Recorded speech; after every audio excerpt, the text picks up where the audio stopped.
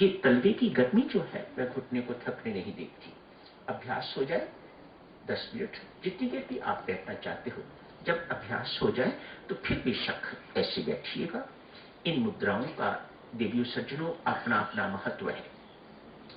ध्यान के साधक होना, स्वामी जी महाराज ने हमारे लिए सब कुछ इतना आसान कर दिया हुआ है। जप करते जाओ, जप करते जाओ। काश हम जितना वो चाहते हैं, जितना वो कहते हैं उतना जप करें तो फिर हमें और कुछ करने की जरूरत नहीं पड़ती, पर इतना होता नहीं है। हम गृहस्थ हैं, हमारा परिवार है, काम काज करने वाले हैं, सब कुछ वह भी करना है। यदि वह नहीं करते तो स्वामी जी महाराज बुरा मानते हैं। नहीं, परमात्मा द्वारा दिए हुए कर्तव्य हैं, उनको निभाइए। जो नहीं निभाते वह स्वामी जी महाराज को, परमात्मा को अच्छे नहीं लगते। सच मानिएगा। यदि कोई घर बेकार बैठा हुआ है, अपनी पत्नी की कमाई पर खाता पीता है, तो ये स्वामी जी महाराज को अच्छा नहीं लगता। परमात्मा को ये बातें अच्छी नहीं लगती। तुम्हें किस लिए भेजा हुआ है? यदि तू कुछ करता ही नहीं है तो काम कर। काम करने के लिए तुम्हें भेजा हुआ है, बेकार अच्छा नहीं।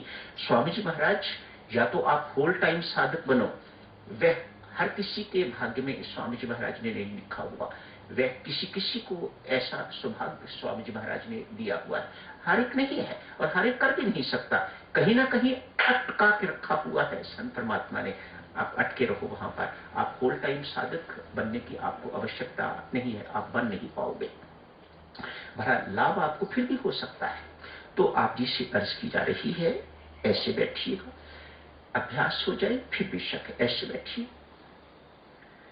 ऐसे बैठिए, ऐसे बैठिए, बस ऐसे बैठिए, ऐसे बैठिए, ऐसे बैठिए। ये दोनों इस जगह को प्रेस करें। ऐसे बैठिए। हर एक का अपना अपना महत्व है, हर एक का अपना अपना लाभ है। बहरहाल बैठने की बात यहीं समाप्त करते हैं। ऐसे बैठ के आगे क्या करना है, हम ध्यान शुरू करने जा रहे हैं। क्या करना है स्वामी जी महाराज समझाते हैं। आप जी को कल कहा था, स्वामी जी महाराज कहां शुरू करते हैं? परमात्मा को अपने अंग संग मान के, झुक के प्रणाम करके सीधे होके बैठ जाता है। तो ये बातें बैठने संबंधी भी आपको स्पष्ट हो गई। कैसे बैठना है? स्वामी जी महाराज ने कहा ऐसे बैठ के पीठ आपकी, रीढ़ की हड्डी आपकी बिल्कुल सीधी होनी चाहिए। क्यों? ये क्या बात है? क्यों सीधी होनी चाहिए? इसलिए मूलाधार चक्र से ये जो नीचे के दो छिद्र हैं, व्यस्थान, जहां कुंडलिनी ऐसे मुड़ के जैसे सर्प बैठता है, अर्ध सर्पाकार कुंडली मुड़ के बैठी हुई है। दबाव से, जो आपने एड़ी से दबाव दिया हुआ है, उससे, साधना से ये धीरे धीरे कुंडलिनी शक्ति सीधी होती है।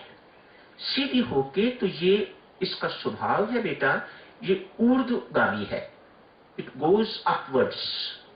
और इसे एक साधक को, हर साधक को इसे ऊपर की ओर चढ़ाना है। ऊर्ध्वगामी कहा जाता है, ऊपर चढ़ना है इसे।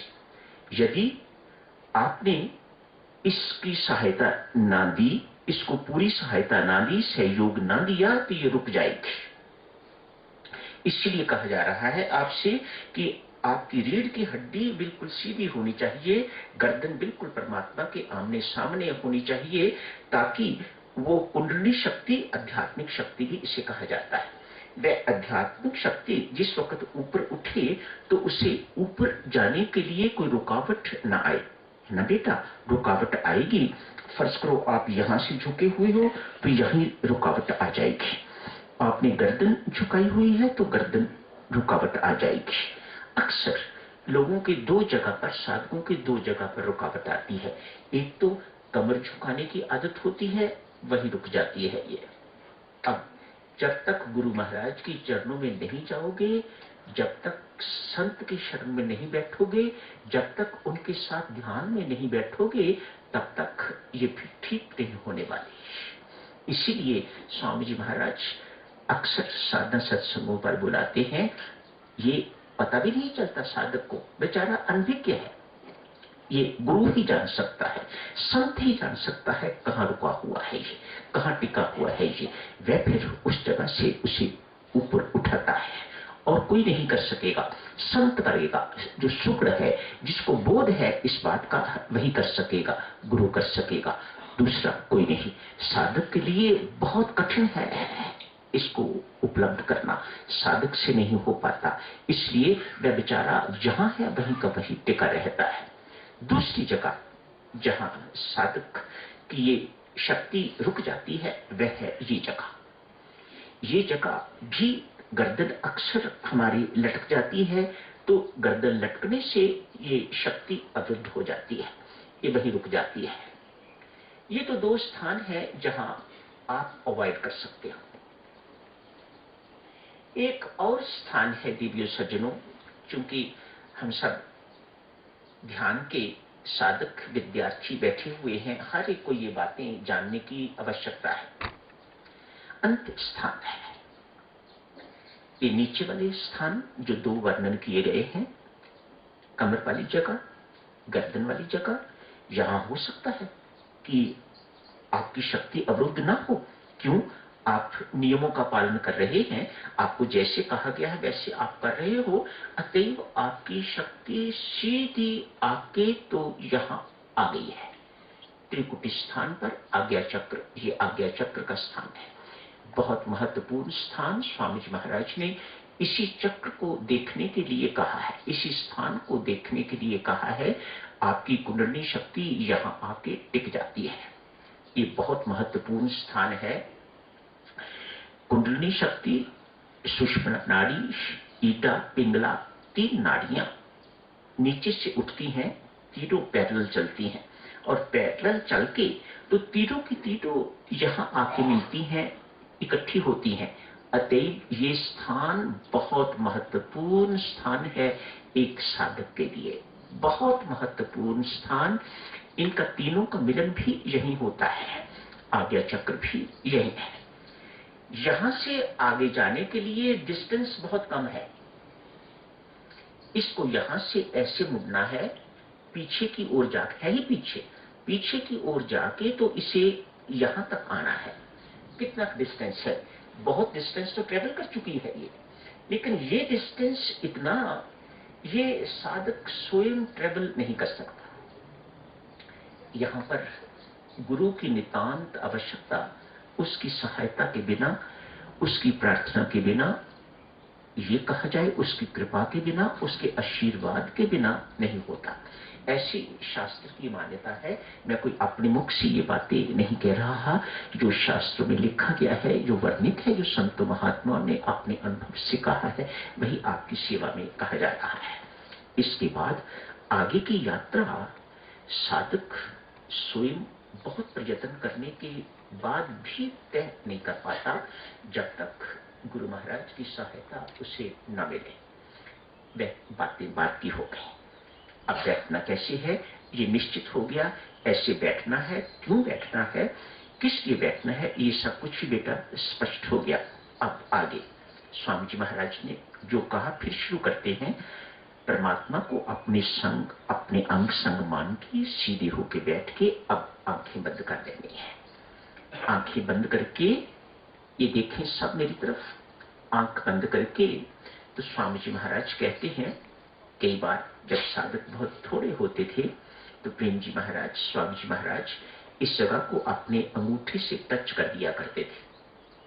अब तो बहुत होते हैं, सो ऐसा करने का अवसर नहीं मिलता, लेकिन पुष्य प्रेम जी महाराज, स्वामी जी महाराज थोड़े थोड़े होते थे दीक्षा लेने वाले, 1 2 3 दीक्षा लेने वाले होते थे, ज्यादा से ज्यादा 5 हो गए, तो उन 5 को सामने बिठाया हुआ होता था और 5 को इस स्थान पर अपने अंगूठे से स्पर्श कर दिया करके, ये स्थान है जहां देखना है।